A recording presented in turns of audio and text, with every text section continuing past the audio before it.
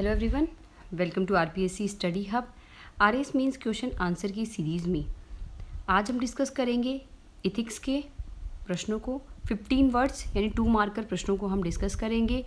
Series 87 तक हम discuss कर चुके हैं। आज हम सीरीज़ 88 के प्रश्नों को डिस्कस करेंगे। ओके, 2 मार्कर प्रश्न रहेंगे नीति शास्त्र के। तो आइए स्टार्ट करते हैं पहले प्रश्न से। उससे पहले पेन अपन ले लेते हैं। प्रशासनिक कर्तव्यों के निर्वहन में सर्वोदय की अवधारणा की भूमिका स्पष्ट कीजिए। प्रशासनिक कर्तव्यों के निर्वहन में सर्वोदय की अवधारणा बतानी है हमें। तो सर्वोदय क्या होता है? समाज में सभी व्यक्तियों के समुचित विकास पर बल देता है। प्रशासनिक कर्तव्य निर्वहन में भूमिका क्या हो सकती है?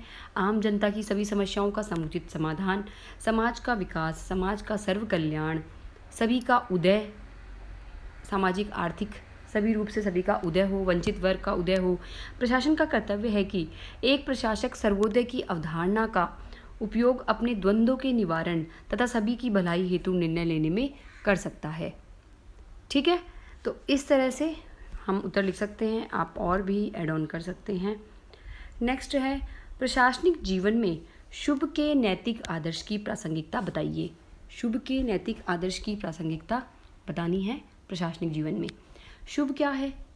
जो लक्ष्य प्राप्ति में सहायक हो और अपने आप में ही शुभ हो। लक्ष्य की प्राप्ति में सहायक हो और अपने आप में शुभ भी हो, जैसे दया, प्रेम, करुणा इत्यादि।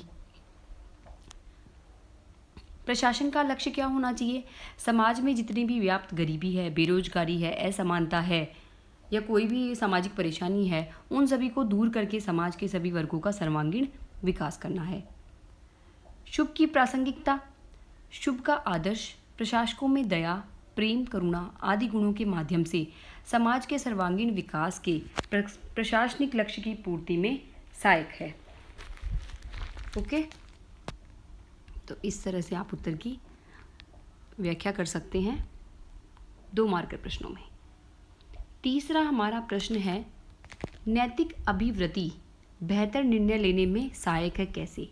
नैतिक अभिवृत्ति, अब ये अभिवृत्ति में कई बार हिंदी वर्ड में हम कंफ्यूज हो जाते हैं, तो आप वहाँ पर इंग्लिश वर्ड भी देख लीजिए करें। जैसे नैतिक अभिवृत्ति को क्या बोलते हैं? Moral attitude. मॉरल एटीट्यूड, तो ये आपको ध्यान रखना है। अगर आप अभिवृत्ति में कंफ्यूज हो जाते हैं तो आप इंग्लिश वर्ड्स को भी देख लीजिए, उससे आपको याद आ जाएगा कि हाँ, नैतिक अभिवृत्ति क्या है और वो बेहतर निर्णय लेने में सहायक कैसे है। इस तरह से उत्तर देना है। तो नैतिक अभिवृत्ति, नैतिक अभिवृत्ति विभिन्न नैतिक मूल्यों, सिद्धांतों, मुद्दों के संबंध में व्यक्ति की सोच, विश्वास, संज्ञानात्मक पक्ष, पसंद नापसंद, भावनात्मक पक्ष, तदनुरूप क्रियाकलाप, व्यवहारात्मक पक्ष का समूह है।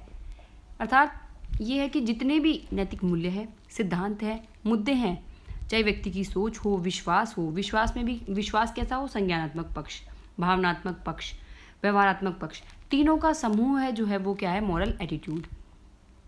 इसमें व्यक्ति की पसंद नापसंद हो सकती है, व्यक्ति का किसी चीज़ को लेकर विश्वास हो सकता है, किसी चीज़ के प्रति व्यवहार करना, उसके अनुसार क्रियाएं जो है, अनुक्रियाएं देना, तदनुरूप क्रियाकलाप करना, ये सभी उसके क्या है? मॉरल एटीट्यूड है किसी व्यक्ति के।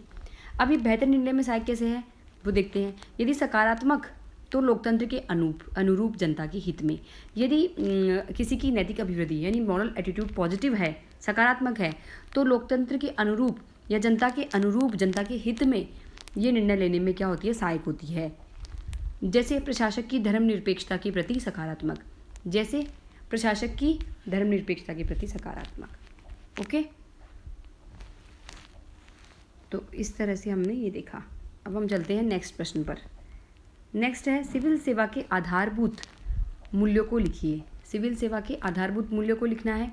तो सेकंड ARC और नोलन समिति, उसके अकॉर्डिंग कोई भी समिति के अकॉर्डिंग जब हम लिखते हैं तो मार्क्स मिलने की चांसेस काफ़ी बढ़ जाते हैं, क्योंकि इन्होंने कुछ बोला नहीं है कि किसके अकॉर्डिंग आधारभूत मूल्य लिखने हैं। लेकिन अगर हमें सेकंड ARC और नोलन समिति के मूल्य याद हैं तो पहले हम वो मेंशन करेंगे, फिर उसके बाद कोई अदर और ध्यान है तो वो भी करेंगे। तो सेकंड ARC 2005 और नोलन समिति के अनुसार निस्वार्थता, सत्यनिष्ठा, वस्तुनिष्ठता, खुलापन, ईमानदारी, जवाबदेहिता, नेतृत्व क्षमता, संवाद कौशल, सामंजस्य, ये सभी दोनों के अकॉर्डिंग मूल्य हो गए। और पॉल MB के अनुसार पॉल एमबी के अनुसार कौन से हो गए? उत्तरदायित्व ग्रहण करने की तत्परता, कार्य सेवा के प्रति विशेष झुकाव, अच्छा श्रोता और नेतृत्व क्षमता।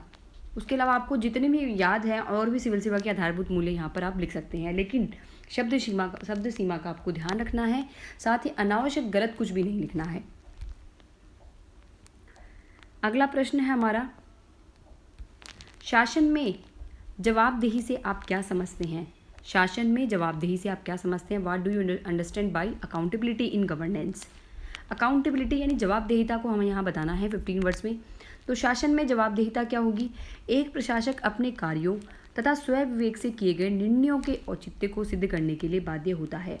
एक कोई भी प्रशासक हो गया, उससे जो भी अपने कार्य किए गए, जो भी कृत्य किए गए हैं, तो उन कार्यों तथा स्वयं विवेक से अगर कोई निर्णय उसने लिया है तो वो निर्णय उनके औचित्य को सिद्ध करने के लिए बाध्य होता है। कि जैसे किसी अधिकारी ने निर्णय ले लिया कि आज जो है कोई जगह पर जो है एक मेला आयोजित किया जाएगा कुछ भी, लेकिन अगर वो मेले में पूरी जवाबदेहिता होगी उसकी कि मेले में कोई भी दंगा ना हो, साथ ही शांतिपूर्ण मेले का आयोजन हो जाए, कोई भी कैलेमिटी ना हो, तो उस औचित्य को सिद्ध करने के लिए उसको बाध्य करना होता है कि हाँ मैंने जो निर्णय लिया है उसका औचित्य क्या है।